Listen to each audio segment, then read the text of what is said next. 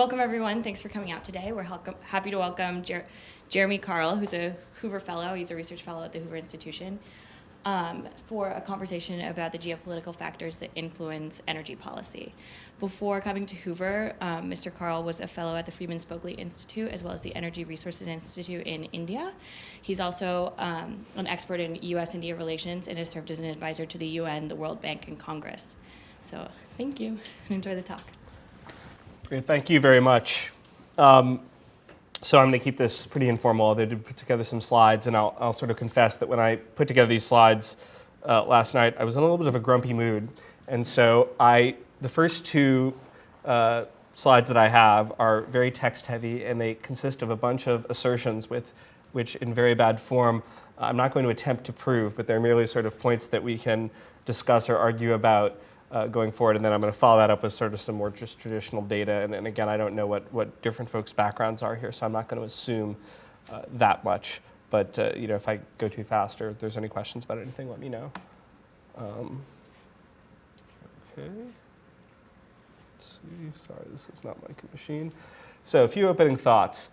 There's a lot of noise and misinformation about there, and I say that almost in a nonpartisan way if I could, kind of on all sides of the aisle about energy policy. And sadly, at Stanford, we don't often do a lot, in my experience, to clean up that misinformation. And in fact, in many cases, and I'm not going to name names or courses, but they can contribute to it at times.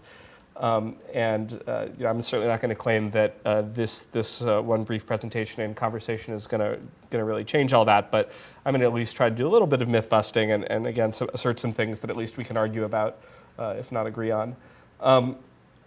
I would say that right now in the current energy landscape, if you want to talk about the one really just biggest development by far is really what's called fracking, or hydraulic fracturing for natural gas and oil reservoirs. Again, many of you guys may be familiar with that. I'm just going to kind of assume some basic familiarity. We can talk about why I think that is. But just when you look at kind of the quantity of energy involved and the effect it's beginning to have on, in fact, the entire geopolitical landscape, I'd really say that is the biggest development. And interestingly, and in a way that you should be cautious of any professed expertise I or anybody else gives you. If you were to go back in 2005, 2006, this was essentially on nobody's radar, including the people running the world's biggest natural gas companies or oil companies. So, it's sort of an interesting thing to consider. Renewables have made tremendous strides in terms of cost competitiveness, but there's still some fundamental problems of intermittency. And ultimately, I think those have to be solved by storage, and they're not going to be solved at all. Obviously, we're out here in the Valley, and there's a lot of clean tech companies working with varying degrees of success and kind of cracking some of these problems in all sorts of different areas. I think that has been a sobering moment for investors and also a lot of people who kind of were in the sort of traditional tech world who kind of tried to just slide over and discovered that, in fact, energy is a very different sort of beast. Yeah, do you have a quick question? What is intermittency? Intermittency, so sorry, just the notion that they're not always on. They're not on in a predictable way. So the sun is not always shining, the wind is not always blowing. That creates all sorts of problems with the grid. And again, you see a lot of happy talk from renewables advocates about, it's up this percent of the time. But then when you actually talk to people who run electricity grids, then you hear about all the nightmare stories that folks often have. And in fact, I was just chatting with the folks from Lawrence Livermore National Labs literally right before we came up here, and they are working on supercomputing simulations with some of the most powerful computers in the world to attempt to address, among other things, help utilities kind of address some of these grid intermittency issues, which are just very, very complex and having resources dialing up and down.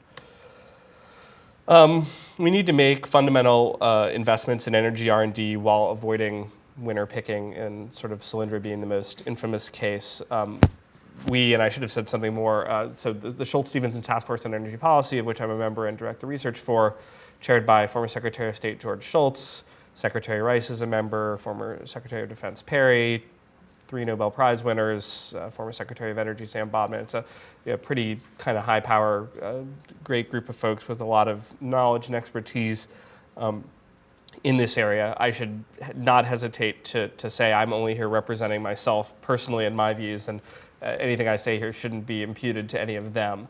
But I think one thing I can go ahead and impute to them, because I think it's widely shared, certainly by Secretary Schultz and many others, including myself on the task forces, that energy R&D at a fundamental level is something that, in a sustained way, we get tremendous return for in society, and that's not always been popular, particularly even on the right side of the aisle right now.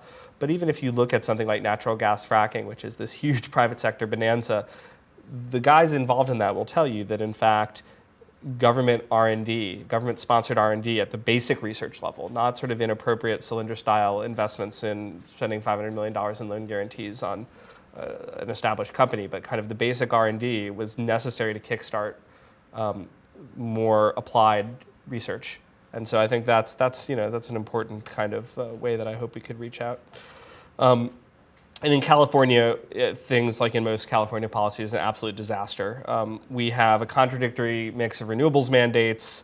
We have implementation of something called AB 32, which is our global warming law, which in theory might be useful, but kind of the way it's going to be done with cap and trade, I think, and kind of layered on top of all these other competing mandates, we're likely to see electricity prices shoot skyward in this state, and there's going to be a great deal of consternation about this over the next few years.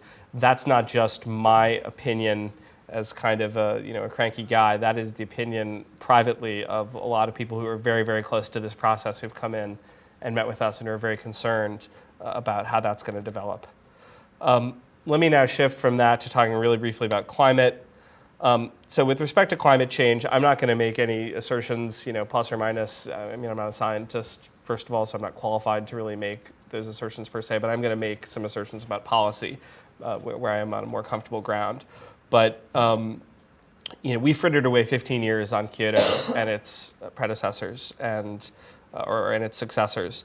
And there are a lot of people, including David Victor, who was recently at Stanford, maybe some of you even had a chance to take a course with him, who've been kind of beating this drum for a long time, kind of saying that these sorts of UN processes are fundamentally kind of waste of time. Again, I don't want to totally impute that view to David, but I think in maybe a candid moment he would say that.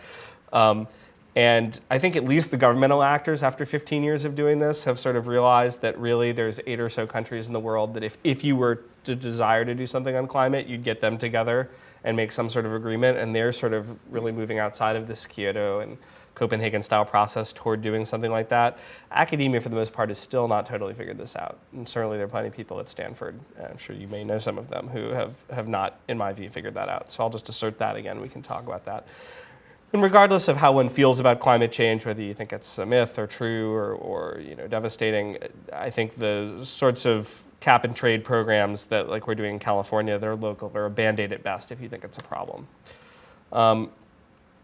Third thing, we have little idea what the actual damages from climate change will be. And by that I don't mean physical damages, but I do mean economic, socioeconomic damages. Anyone attempting to give you this, without a 2 standard deviation error bar on either side is just fundamentally either deluded or not being honest. And in fact, I got that 2 standard deviation error bar from one of the top modelers in the IPCC when I kind of pressed them. I mean, and you see this sort of bad science or bad social science on, again, either side of the spectrum.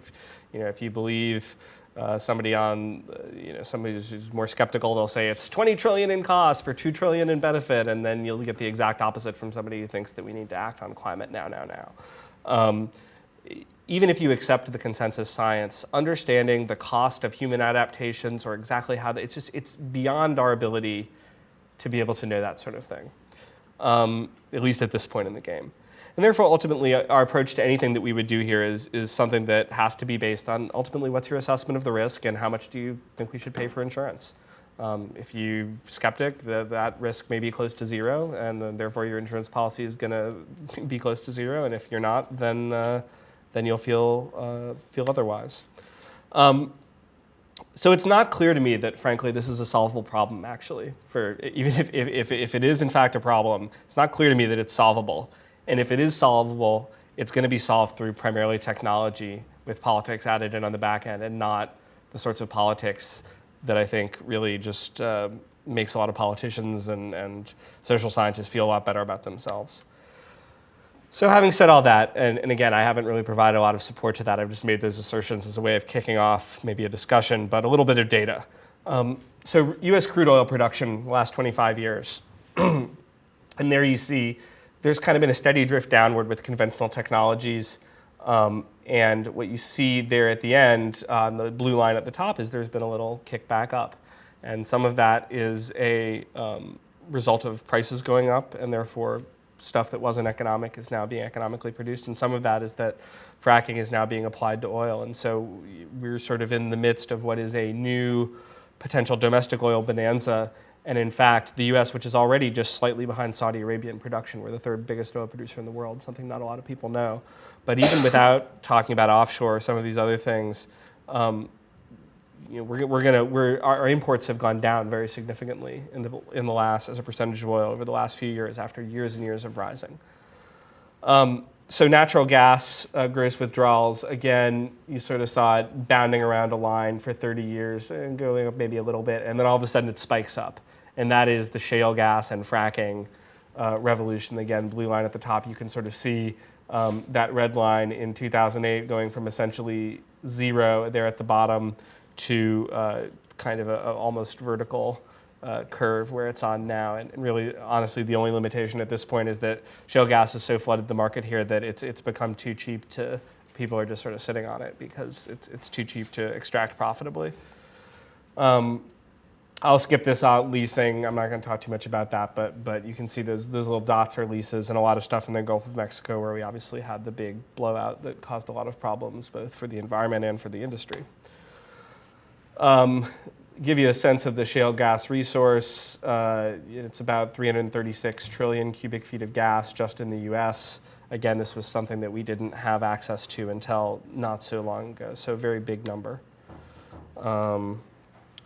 So emerging non-conventional resources, we have, and this UTRR is technically recoverable but undiscovered. It is a technical term we don't need to get into, but you're looking at 90 billion barrels of oil in the Arctic Circle, just to give a bounding estimate of that. So we in the US, we use about 18.8 million barrels of oil a day. So you multiply by 365 and then look at 90 billion barrels, and that's still quite a lot of oil. A lot of natural gas and similar natural gas liquids, which can kind of function a little bit like oil. And Arctic Alaska has a lot, and a lot of the things that we've seen as fighting around that have been a result.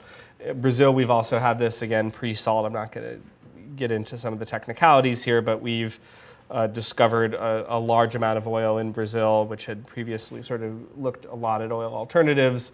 And Petrobras, which is the Brazilian oil company, is looking at a $240 billion investment, which is kind of a staggering amount even for an oil company.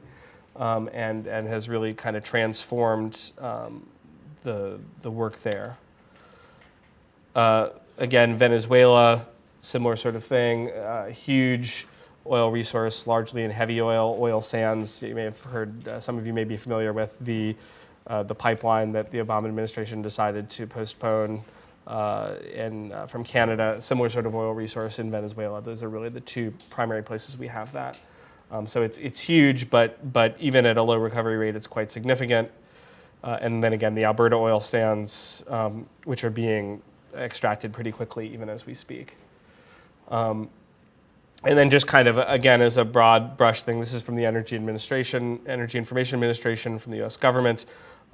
You should always be very, very skeptical, well, frankly, of any projections, period, but certainly projections in energy. So take these with a grain of salt, but they are by the folks who are paid to do this and usually do it pretty well. And they show that at least for liquids, oil primarily, significant growth over the next 25 years in the US, Russia, Brazil becoming a big player, and then some other folks, including notably Mexico, which has for a long time been an exporter, going down. And when you talk about geopolitical factors, a lot of Mexico's economy has been propped up by oil exports, and to the extent that that goes down, that's an issue for them. So fundamental energy climate problem in 2 slides. Problem is economic growth generally requires energy consumption growth. There's a lot of variability along those lines, but those are basically plotting energy versus GDP. And you see, a pretty linear relationship. And that's not to say that efficiency doesn't matter, or that there aren't ways that you can do it better, or that you can't find some outliers. But it's a way to say that if you really want to get to, say, levels of carbon dioxide that should be lower, if that's a priority, it's really hard to do that without a fundamental revolution in energy technology, because you're not going to do it by not using energy. I mean, we're not going to go back to a lower level of development in this country that it would require to do that. And then kind of slide 2 is China and India, the two big growers. I mean, obviously we have been in the US the kind of big consumer. China has now surpassed us in terms of energy consumption and carbon emissions, and India, of course, rapidly climbing. And the big news there, again, data's a little old, but it's essentially the same now. These are coal-dominated economies, and coal is kind of like the dirtiest stuff out there, both from a perspective of local pollution and global pollution. And so if you're going to, again, depending on your views on climate, if you think it's a problem, no matter what we do in the US, these guys are sort of going full steam ahead. And if you don't put together some sort of agreement on energy that takes into account them, you're kind of wasting your time. I'm not going to spend a lot of time talking about Kyoto and Copenhagen here because I want to pull it together. I mean, I don't think they've been that useful as processes, but they've basically, in my view, they've just failed. I mean, they're not legally binding. There's no real. I mean, it's only interesting to me in and of the fact that if you walk around campus, you'll hear a lot of people who take it quite seriously. And I'd argue there's just little empirical reason that these processes should be taken seriously. And when you're deciding who you want to trust in energy, I'd go back and look and see what they were saying 10 years ago about these sorts of processes and see how reality turned out. Kind of go with folks who had a little bit more savvy about this, because I think not only were these processes fundamentally didn't work, but it should have really been obvious to anybody with a basic understanding of international relations theory and the way these sorts of agreements come about, that these were not going to be particularly useful ways of addressing an issue of climate, assuming that that was an issue you felt was important to address. Global energy and resources are often a cause of conflict and instability. I'm just going to show quick favorite slides in India, a country I've spent a lot of time in and done a lot of research in. So that map there, the red square is kind of highlighting where India's major coal fields are. That's the source, as I mentioned in the previous slide, of most of their energy. Their major forest areas, pretty similar. And then the major Naxalite zones are right next to it. And Naxalites are an armed rebellion of peasants in the countryside. I'm not going to get into all the complicated factors that are involved or who supports them or whether they're really Maoists, as they kind of nominally are. But the point is, particularly in the developing world, contests over energy and resources are very alive, and they have a lot of effect. And the fact that you have the sorts of overlaps in Naxalism and coal and forest areas is not a coincidence. These things become contests about resource. And finally, I'll just conclude and then move into a discussion with a word from the wise. Prediction is always difficult, especially about the future. Great scientist Niels Bohr once said that, and I've always sort of liked it. And then if I should just add as something totally orthogonal to this, but if you'd like to talk to me afterwards, there's actually some interesting policy things, not necessarily even directly connected to energy. And if you want to have some effect on the policy future, come see me after this, and I can talk to you. There's actually some interesting stuff that I'm working on that I'm looking for some folks who could maybe provide a little assistance with. So with that, I'll turn it over for any questions that folks might have. Yeah? So I'm taking kind of like make sure you hold the mic. I'm like right. Okay. So it's not going to amplify, but we need it just for like. Okay. So I'm taking like a nuclear weapons and like energy class right now. Sure. And I was wondering what you thought about the how India wants to like increase their nuclear power to like 10% or 20% within the next few years. Like, do you think that's possible? Do you think it's a good idea? Like, et cetera. So I've actually written a lot about this. I love it when I get a question that's like I actually know a lot about. So thank you for that. It's been a lively debate within the policy community of folks who study India whether the agreements that India reached with the US and other countries involving ending a nuclear fuel embargo that had been in place against them since they first started nuclear testing, whether those were in fact simply a fig leaf for India to develop more nuclear weapons because they're having difficulty getting the fuel domestically for their existing ones. More cynical people thought that. I'm rarely on the less cynical side, but I'm slightly less cynical maybe than the most cynical people about that. I do think that they also had, and this is maybe also based on the fact that I talked to a lot of the energy leadership in India at various times. I think they do genuinely want to have domestic nuclear power because, again, I didn't get into the reasons, but their coal resource is really quite constrained. Their natural gas resource is going to take a while to develop, and they're probably more energy short than any major economy in the world right now. And so I think they have an interest. On the other hand, not due to lack of technical capacity, they have very good nuclear scientists and engineers, but due to kind of systemic problems familiar to anybody who's spent time doing business in India, they have not been able to kind of execute on growing their nuclear power nearly as much as projections. So that's a long way of saying I do not think they'll hit their target. What I like to do with any Indian energy target is like take what the government says, cut it in half, and maybe you'll get there. In fact, you could actually do this. You cut 55% of the number for like 4 or 5 straight 5-year plans, and that's what they would hit for energy. I mean, it was like you could actually just do it systematically. It was really sort of beautiful. They actually were good projections as long as you sort of cut them by the right factor.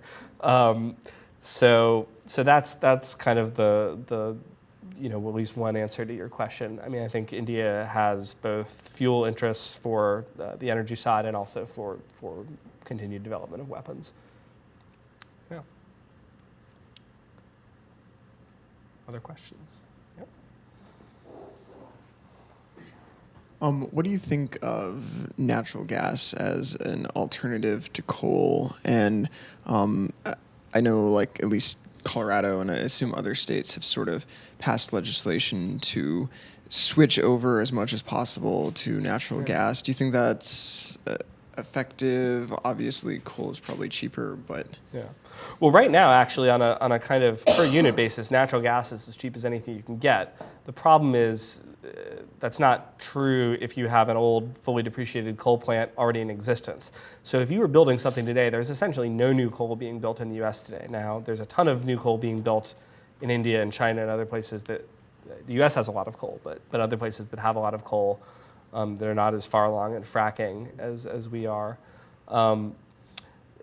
But natural gas is actually quite price competitive. It's certainly a lot cleaner. It's easier to site.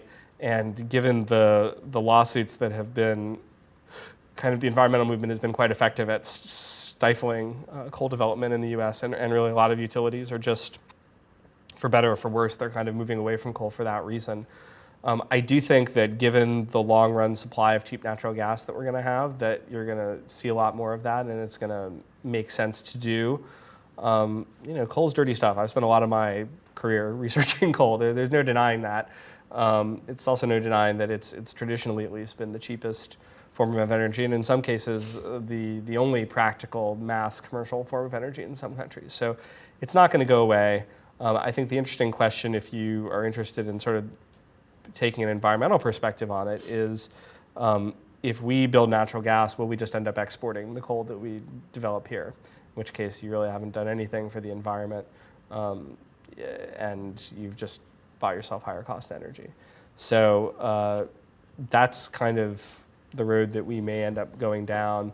I think we're sort of in a happy position right now electricity-wise in that we have a lot of inexpensive options for both of our two main fuels, and then even renewables are finally sort of coming down, although they have a long way to go. And what you've really seen is natural gas, even more than driving out coal, has driven out a lot of renewables in terms of being anywhere near cost competitive, because you're talking about going from a high of essentially $14 at maybe the peak a few years back to $2. So that's a pretty dramatic fall in price, and I don't think people see that price, given the glut we have, going up anytime soon. For various reasons, global natural gas markets are kind of disconnected from each other to varying degrees, and we'd have to build, and are in the process of maybe doing that, some large export terminals to really be able to export enough natural gas that our prices domestically would rise a lot. Yeah. I had a question about geopolitics. Yeah. And from your slides, it was more apparent, and I didn't know that the US doesn't import that much oil from other countries as compared to its own domestic sort of stuff. But in campus and stuff like that, and most people our age, when we talk about, say, the Middle East and stuff, the big thing that crops up is like, oh, we did it for oil, or something was doing it oil. And I was wondering if you could comment on like how actually, in reality, energy plays into the Middle Eastern thing, Sure. and what's our interest there. clearly it's not that relevant. Well, that's a small question. Let me sort of take a crack at that. So first, just to clarify, we still are importing maybe 45%. I should know the exact number, but roughly, I mean, it obviously varies month to month even, of our oil. But that was down from 55 or 60% just a few years ago. So that it's not that we're not importing, but we're importing less than we were. And then more importantly, from a perspective of talking about the Middle East, we don't import that much from the Middle East, quite by design. So if you look at where our imports come from, they come from Canada, they come from Mexico, they come, some in cases, from Africa, but not a lot of them come from the Middle East. And some of that is the legacy of the 73 oil embargo, which I've talked with Secretary Shultz about on a number of occasions. He was Treasury Secretary when the big oil embargo happened in 1973, and that kind of was the first time that Americans really began to freak out about energy, for lack of a better term, because suddenly prices went way, way up, and the oil weapon was kind of used for the first time. I think it is certainly true that there are a lot of people on campus who are probably not aware of even that level of basic fact, who therefore mischaracterize our policies in the Middle East as a result. Having said that, to be fair, oil is also a global market, and so this is where it gets complicated, and this is why even if we produce a lot more here, and in fact we have been producing more here, people say, well, we're producing more, why isn't the price going down? Well, we're sort of feeding that into global markets, and there are kind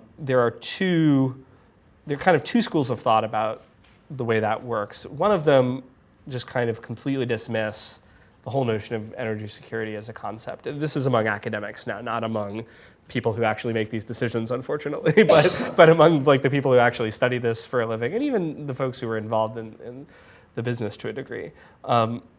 So there are some who say, you know what, it's a global market. It doesn't matter where you're getting it from. It doesn't matter where you send it to. I'm skeptical of that because I think if you actually look at the behavior of governments, it sure seems like they're interested in securing supplies. And I guess I'd say it doesn't matter until it does.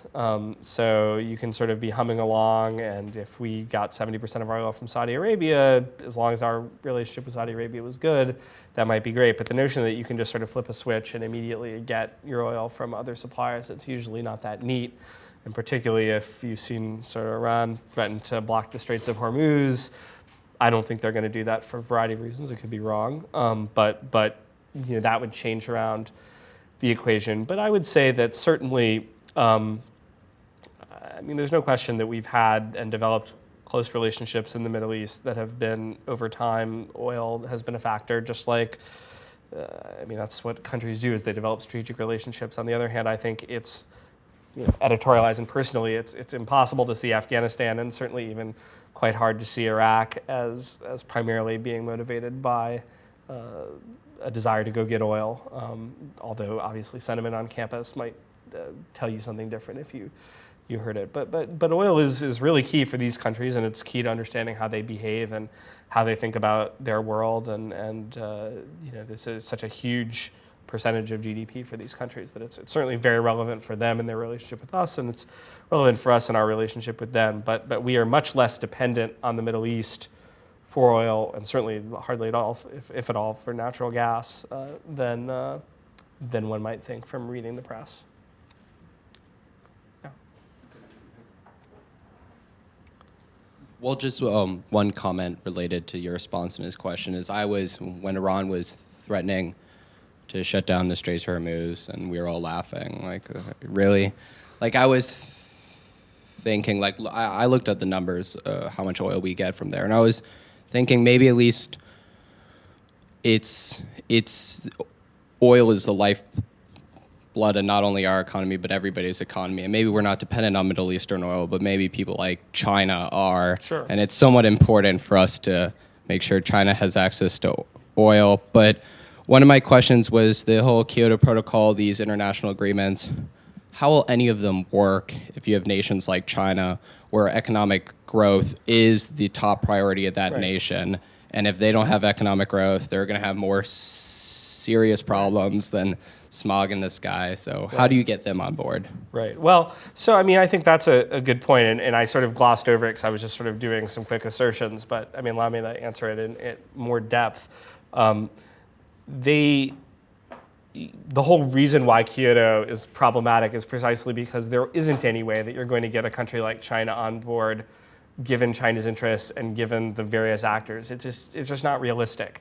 So if you actually did have that desire to, if you said, hey, we're really convinced that climate is a problem and we want to address it in some way, what you have to do is you have to get the 8 countries in the room who matter in terms of global emissions, and that's roughly also kind of your big global economies as well, and kind of do a very specific deal here. Can you do that deal?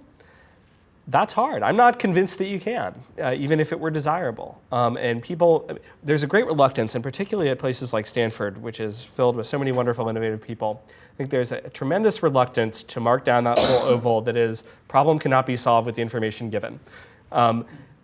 This is one of these things where, people want to always offer solutions. I'm not convinced that with the information given, with the circumstances given right now, that we have a solution to that.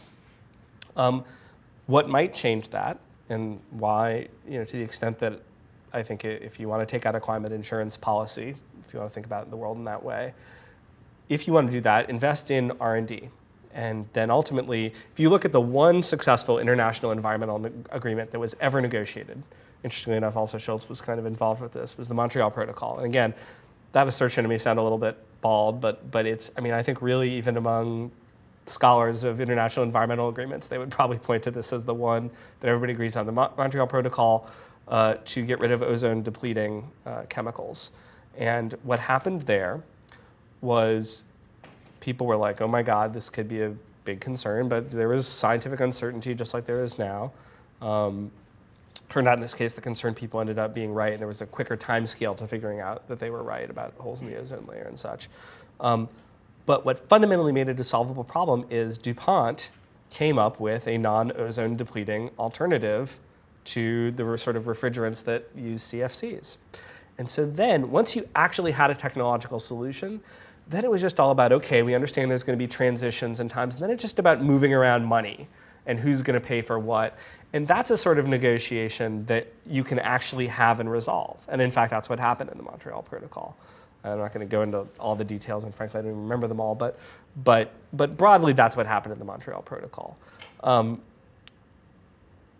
If you actually wanted to do something on climate and decided that was a priority, you need to move in that direction, which is if you could really come up with some sort of non-carbon emitting fuels that were cost competitive, at least at some rough sense, or some reasonable premium to where we are now, although ideally none. And then those fuels, it actually, the technology worked. We weren't giving up any of the cold beers and hot showers that we're used to. Then you could actually start negotiating seriously. The problem is right now, all of our negotiations we're trying to negotiate when we don't even have a solution. And so all this leads to is, again, not to bore you with a bunch of Kyoto stuff, but it's like if you look at the even reductions of emissions that were accomplished in Kyoto, they were all fake, essentially. 99% of them were stuff that people would have done anyway. And it was just like they could take credit for it. Russia made a windfall in particular. These guys are pretty clever negotiators, pretty ruthless.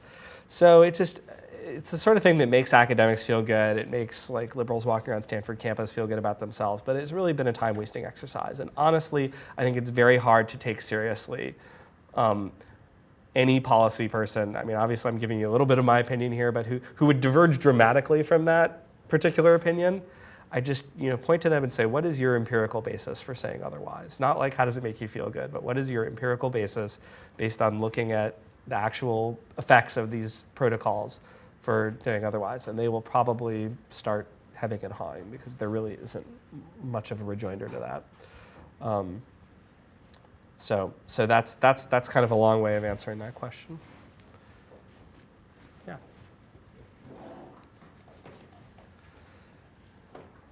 Traditionally, resources, throughout history have been battled over. Countries will use, and from the beginning of time, would use armed to take, what they needed. Right. how prone do you feel that some of these new emerging mass energy consuming countries would be to use armed forces to secure like stable energy sources in the future? Well, I mean, there are guys like Michael Clare over at Cambridge who kind of do there's a whole resource wars genre that's like very apocalyptic. That's kind of like we're all going to fight over resources, and it's going to be really bloody, and this is going to be the new conflict of the 21st century. When you actually look at history, the cost to starting wars is pretty high, and the cost to continuing wars is pretty high, both in blood and treasure. And people are reluctant to do it if they don't have to. And so it becomes a lot easier to say, let's invent fracking, or let's figure out a way to make solar panels that are cheaper, or whatever it is. I showed those India slides. I don't know if you were in the room when I went through that, but I think at a local level you can really see violent contests over resources. In the international level, certainly when there's a lot of distrust in general, you might get that sometimes. Like, for example, Israel has discovered some very large natural gas resources off its coast. Lebanon is claiming some of those resources for its own. Given the history of relations between Israel and Lebanon, I wouldn't be surprised to, not that Lebanon really, even with proxy armies, has the ability to tangle with Israel in a serious way, but could we see skirmishes and threats and things like that? Absolutely. Certainly again, if you look at conflicts in the Middle East broadly, again, without getting into U.S. involvement even, but just there's no question that, say, let's be totally blunt because he admitted so himself. Saddam Hussein deciding in 1990 that Kuwait was in fact a province of Iraq was totally about taking over Kuwaiti oil wells. So it does happen, but part of good diplomacy is to sort of send stern messages about that sort of thing and really deter it.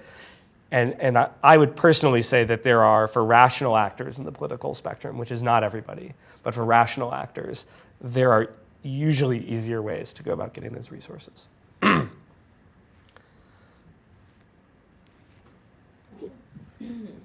So I noticed in your PowerPoint presentation you took a knock at Solyndra, and that seems to be like the ultimate example of it's like shooting renewable fish in a energy barrel. I'm company embarrassed to even mention it. that goes like terribly, terribly wrong, but is definitely like from a policy perspective a very feel-good company to invest in. And I noticed that in the bullet point that you mentioned, Solyndra, you said that it's about picking the right renewable energy companies or something. Oh, I'm sorry. Well, maybe I didn't. I'm sorry. Go ahead and finish your question. Anyway, I was wondering if you could speak a little bit, not necessarily to Solyndra particularly, unless you want to, but also about just renewable energy company generally. And if we're going to try to move into the direction of renewables, like you said, what would that look like? Would it be investing in things that make academics and whatever feel good, or what would it look like? Well, first of all, and maybe there was a typo on my slide, although I hope not, but I say we absolutely should not pick winners, because we're just, as Larry Summers himself, Treasury Secretary at the time, said in the kind of Solyndra memos that came out, government's a crappy VC. It's just not something that the government is very good at doing. What government is good at, and again, if I'm going to beat up my own side, and I'm unashamedly on the right a little bit, is that I think we are good at doing scientific research and tremendous gains, starting from the internet, to fracking, whatever, coming from doing good basic research and even early applied research that's not at the level that a company can commercialize. And arguably, literally that's what, like if you look at things like GCEP at Stanford, Global Climate Energy Project, and it's actually supported by corporations, Exxon, Schlumberger, so I don't want to leave out folks. I'm not going to try to do the whole list unless I get an angry letter from Stanford Development. But what we really have there is corporations are realizing they're not really the best people to be doing this kind of pure basic research, but that the research is in fact important and can ultimately lead in the long term to the things that are useful to them. And so Stanford or the government researchers, national labs, which we also have out here, are good folks to do that research. There is where we should be investing on a sustained and predictable way, and I would argue that the returns to doing so are really high. And in fact, I think virtually, I want to say, you never want to say every economist, but really like a large number of economists from a variety of political persuasions, I think, would tell you that the returns to kind of real scientific research are generally pretty high.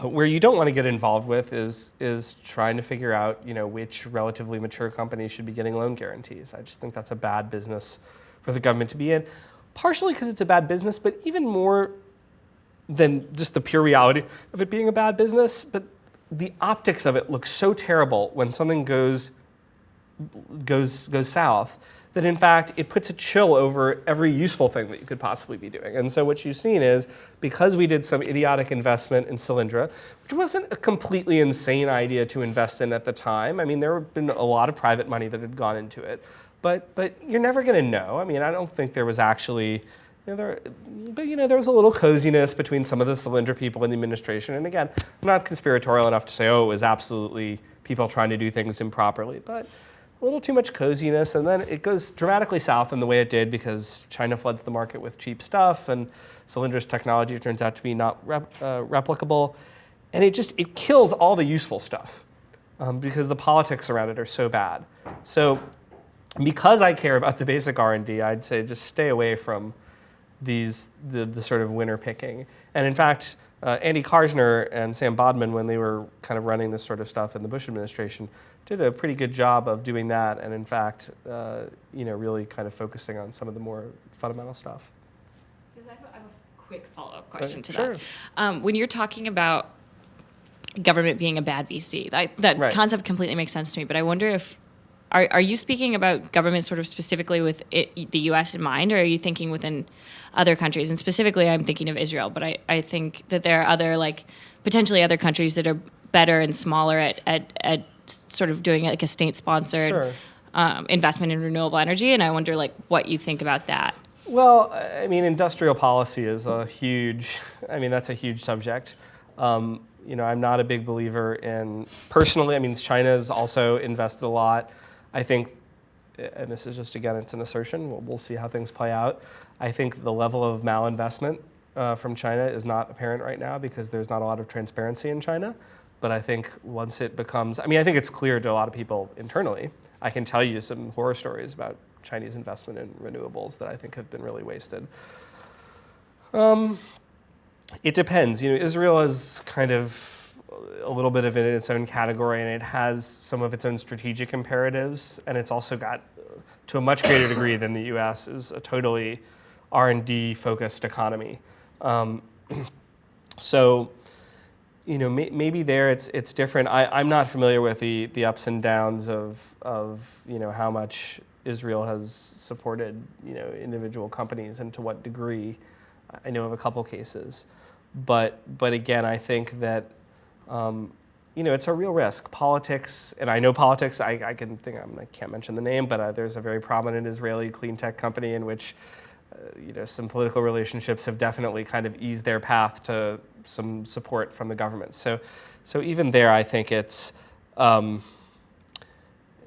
it's my personal view that it's kind of a dangerous route, which is not to say that we shouldn't invest in basic R&D or even early applied R&D, but I think, or that we shouldn't come up with friendly regulatory environments. I mean, that's a big problem. And again, one of the things liberals don't like to do is look at the ways in which the regulatory policies, many of which they put in place, kind of make it hard to do R&D. But I can tell you, both from a perspective of you to go talk to utility folks, the number of utility regulations make it impossible for a utility to look and say, hey, we'd like to invest in this emerging technology, because they have various mandates that are associated with what they have to do with ratepayers. And then if you look, it's kind of liberalism really kind of eating its own young at this point. But what's happened in California with desert solar farms, where so there's a thing, it's clean, it's renewable, and supposedly everybody should like it, but they can't cite it because you'd have desert tortoises that could be disturbed, or you have this regulation, that regulation. So these things go on for years. And it's really this sort of banana culture, build nothing anywhere near anyone, absolutely nothing anywhere near anyone. And it's just totally counterproductive. So I think there are a lot of ways that you can make your environment friendly for innovation, and also that can be just good support of research universities. other than kind of opening your wallet for particular companies. And I'd prefer us to go that route for both technical reasons from an economics perspective and also for practical political reasons. Yeah. A lot of your thesis so far seems to involve future R&D spending for something in the future that's going to come up, which means that something in the present isn't already there that can solve the problem. Sure. So my question is, what's the deal with nuclear energy? Why do we not believe in that, or why is that not the solution? Sure. Well, and so a couple of things, oil and gas is a big part of the solution, and don't let me. I sort of take that as implicit, and maybe I take it slightly implicit because of the crowd here, and I would do more of a job of proving it if it were a different crowd. But oil and gas aren't going anywhere. They're huge parts of the, I didn't get up and show graphs of just like the huge size of oil and gas contribution to our energy and coal versus the tiny sliver that's everything else that's not nuclear. But those guys are absolutely going to be around, and they're going to be big players, and we're going to do more drilling in more places, and that's going to be a source of royalties for the government and all sorts of other things. Moving to carbon for a second again, and let's assume that that's something, just for the sake of this discussion, that we'll care about. The problem with nuclear, there are siting problems. We just now, for the first time in 30 plus years, have gotten approval to site a new reactor in the US. Really since the 3 Mile Island, we've expanded, but we've never actually built anything new. Again, this is kind of the liberal regulatory state kind of eating itself partially. Partially, it's, people are not necessarily so thrilled about living next to a nuclear reactor. I do think the media kind of fans that, right? If you look at, if you picture a mental image of Fukushima, people think of nuclear meltdown and disaster. But if you look at the fatalities of Fukushima, zero. There were 19,000, I think, total fatalities, but it was all because of the tsunami. That, which was a pretty big screw up on a number of levels. A number of systems failed, a number of, cozy regulatory self-dealing was exposed. A lot of things went wrong in Fukushima, and even so, we had no fatalities. You're going to have an area which is kind of going to be a dead zone for a while, and that's a pretty big deal. I'm not saying it's not. But I think the media tends to fan these flames of 3 Mile Island, even less so, which was in the 70s when I was growing up. This was like the apocalypse, but if you actually looked at what happened, it was nothing. It was really nothing. It was like a trivial release that had absolutely no effect on anybody. And nobody claims that it did have any effect on anything. Or I'm sure there's somebody out there claiming it, but nobody with any credibility. But I don't know if the Simpsons or what, but nuclear it has that reputation. But the biggest problem nuclear is really going to have right now is besides the siting issues, is cost. It's expensive, and the new reactor designs are more expensive, and there's other things that are sort of experimental or modular, and China's doing some increased development in India, and maybe we'll see more of it. And certainly, if we suddenly decided from a climate perspective that we had to go to a no incremental carbon future because there was just no other way to do it, then we'd have to go do nuclear. That's the only solution we have right now that could really just give us the electrons when we need them, always on, never have to worry about it. There is no other solution. We haven't decided as a society, nor do I think we should, editorializing, that we're in that position right now. So I wouldn't say get rid of nuclear, but nuclear is awfully expensive. And you're talking about, I remember listening to the CEO of Duke Energy, and they were looking at building one of these, and it's a $10 billion market cap company, and you're talking about building a $10 billion plant. So you're literally betting the company. And given the regulatory environment, particularly in the US around nuclear, do you want to do that? It's a tough sell. So. Okay. That's about all the time we have today. I'd like to thank everybody for coming out, and if we could all give Mr. Carl a round of applause. Thank you.